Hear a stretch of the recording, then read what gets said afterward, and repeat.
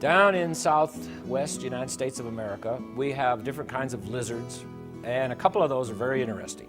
One of them, called the gecko lizard, has some very special characteristics. Its feet.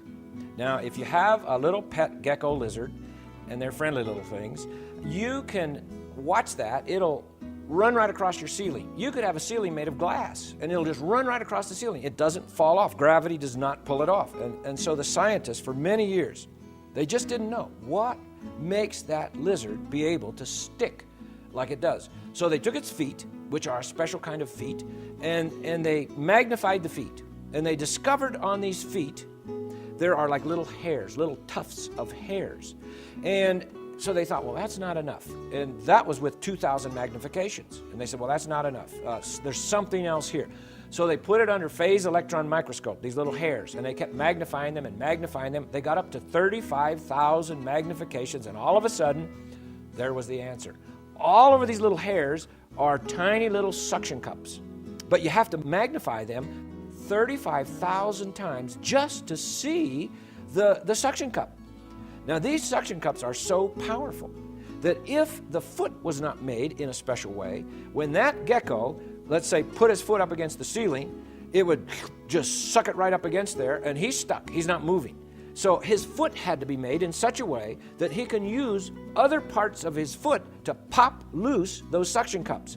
So what he'll do is, and if you look at the foot of a gecko, it looks different than a normal lizard. Most lizards have kind of finger-like with big nails on them, and the gecko, though, has like these little rounded pads on its foot, and it can take those feet, and they're almost kind of rounded on the bottom, so that it can, for instance, use the suction cups in the front to pop up the ones in the back, or it can use them on the side to pop up the other side. And so it just does it naturally, but that's what's going on.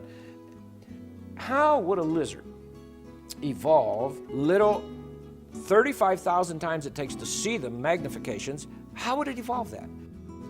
And why would it evolve that?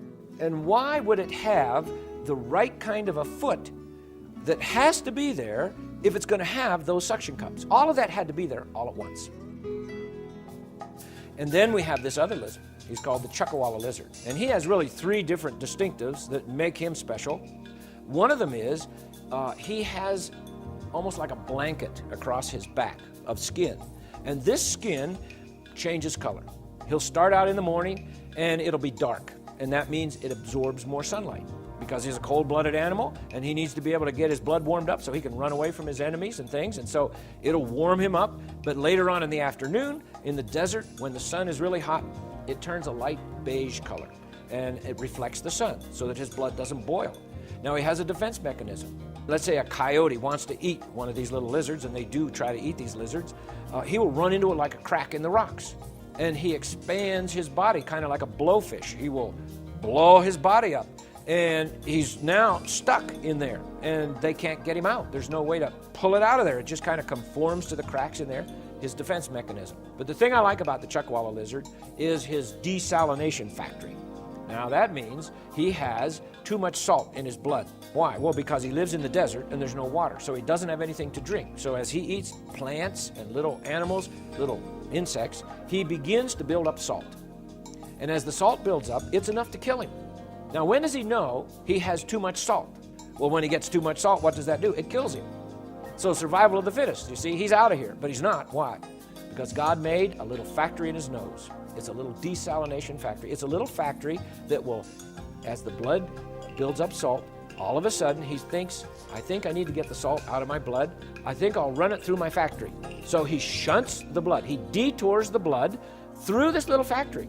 And that little factory takes the salt out of his blood. Now, every now and then, the Chuckawalla lizard, he goes, achoo, and he sneezes pure salt crystals. Now, I think you could take a Chuckawalla lizard, put him on your dining room table, and say, okay, Chuck, we need a little salt here. And there you go. We've got pure salt from a lizard's sneezes. I think that's incredible. He is another one of the incredible creatures that our Lord has made.